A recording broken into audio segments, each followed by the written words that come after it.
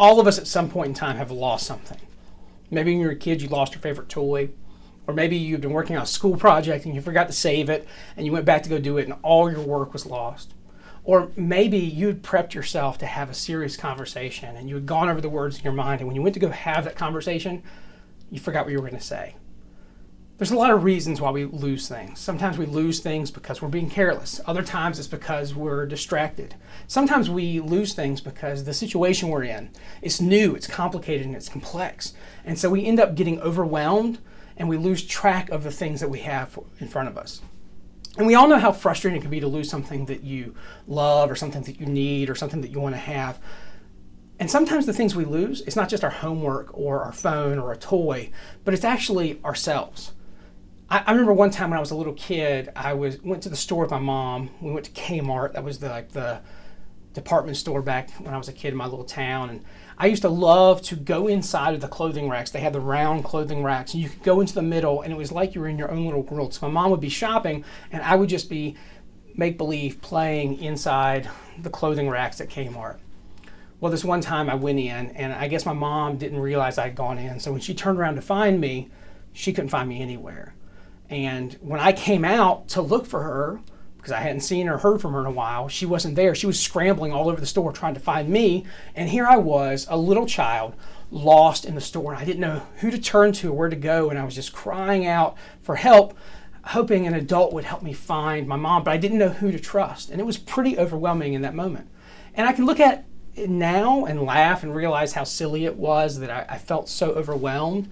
But at the moment, it was scary to be lost. For the next few weeks, we're going to talk about some things that are lost and what it looks like for them to be found. I remember one time near the end of my senior year of high school and the beginning of the summer after I graduated, I was pretty overwhelmed. I was wrestling with some guilt over some poor decisions I'd made and struggling with my relationship with God, and just really didn't know where to turn to. And I had registered for this summer camp with my church group, and I knew that a former youth minister of mine who I was pretty close with when he was my youth minister was going to be there. And I just kept going over my mind, if I could just make it to camp, if I could just be there to have a conversation with this mentor of mine, things would be okay. But in the lead up to that event and to the lead up to that activity and to the lead up to those conversations, it was tough. I was wrestling with a lot of doubt. I didn't know where I stood with God. There was a lot of confusing things going on in my life, and I didn't really know how to process them. And it was completely overwhelming in that moment because I felt lost. Not physically, but spiritually and emotionally. And when it comes to your faith, there's a lot of reasons why you might feel lost at some point in time. Some of you may not even know God. You may not have a relationship with the creator of the universe yet. And so you feel lost because of that. Some of you may know Jesus, but you've wandered off because you've made some poor decisions and maybe you've turned your back on God. Some of you may be lost or feeling lost right now because you know Jesus and you have a relationship, but you're struggling with belief and trust.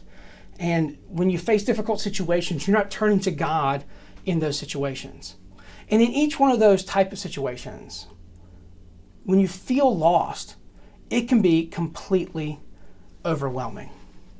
For the next few weeks, we're going to look at one chapter of the Bible, just one chapter. And this chapter tells us a series of stories that Jesus told about things that were lost and about them being found. And these stories, they're not historical stories, they're parables. They're stories that Jesus told in order to teach people important truths about faith. And here's the context for these three stories. They all come from Luke chapter 15, and the first two verses of Luke chapter 15 tell us the situation that prompted Jesus to tell these stories. This is what it says in Luke 15, 1 and 2. Now all the tax collectors and sinners were coming to hear Jesus, but the Pharisees and the experts of the law were complaining, "This man welcomes sinners and eats with them." Well, who are these Pharisees and why were they so mad at Jesus? Well, the Pharisees were the religious leaders of Jesus' day. They were supposed to be the people who guided others to a closer relationship with God. And they were so focused on following God's rules. The hundreds of laws from the Hebrew Scripture, the Old Testament, they really felt deeply that you needed to follow these rules. And these rules weren't bad. In fact, these rules were given by God to keep the people safe and healthy and bring them close to God. These rules were actually designed to help people keep from getting lost, to feel close to God. But in Jesus' opinion, the Pharisees had taken things way too far. They wanted everyone to follow every law down to the nitty-gritty detail. And they became very arrogant in the way they kept the law. They were self-righteous. They were dismissive of people who believed differently than them or didn't believe at all.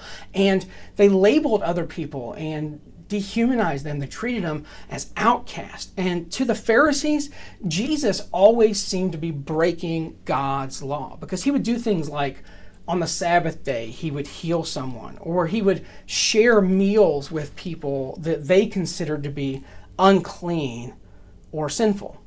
Now, instead of dismissing them or just being like rude to them because the Pharisees were being jerks to people, Jesus took time to tell them these stories to help them to think differently about the world and about God.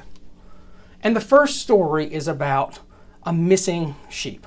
Now, it may be hard for you to like wrap your mind around the idea of a missing sheep, but I want you to imagine that you are in the Judean wilderness, and you probably know some shepherds, or you've been through this area where you've seen shepherds.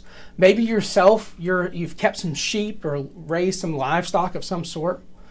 This story would have been very vivid to them. And we read it in Luke chapter 15, verses 3 through 7. So Jesus told them this parable: which of you, if he has 100 sheep and loses one of them, would not leave the 99 in open pasture and go look for the one that is lost until he finds it? Then when he has found it, he places it on his shoulders, rejoicing. Returning home, he calls together his friends and neighbors, telling them, "Rejoice with me, because I have found my sheep that was lost." I tell you, in the same way, there will be more joy in heaven over one sinner who repents than over 99 righteous people who have no need to repent. Imagine how difficult it would be for a shepherd to find one lost sheep in a huge desert that's filled with valleys and steep cliffs and dangerous terrain. But here's what the shepherd in Jesus' story does. First, he notices when one of them is gone. He doesn't go, "Oh, there's all these sheep here, we're probably fine." No, he knows how many are there and recognizes that one of them is missing. And then he searches for his lost sheep until he finds it. And then I love the picture that Jesus gives here. He doesn't just like scold the sheep or yell at it for stepping out of line or being lost. Instead, he carries it home. And when he gets home, he rejoices. He throws a party. He invites his friends because he's celebrating the fact that this lost sheep is now found. Now, I want to give you just sort of a key to understanding the story of the lost sheep. Jesus describes himself as the good shepherd. This is a story about how Jesus feels for us when we're lost, when we're far from God. This is what it looks like for Jesus to restore us. When I was that senior in high school, when I was feeling lost and overwhelmed and distracted, I couldn't wait to have conversations with this mentor of mine. And when we finally got to camp together, I saw him and I tried to engage in conversation with him, and it was hard to connect because we were so busy. And I remember a couple days in, we had a conversation finally, and I realized that he was struggling as well.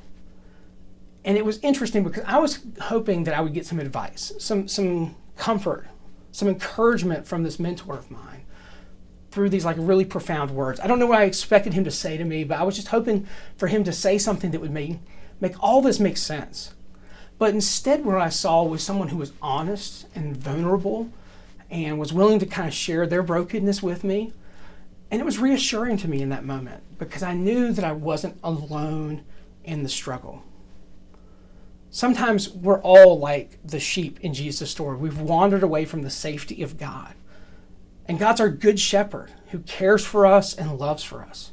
And maybe we wandered away from God because we didn't realize that Jesus was the good shepherd. When we think of God, we have these other images in our mind of God who wants to punish us or just get us to stay in line.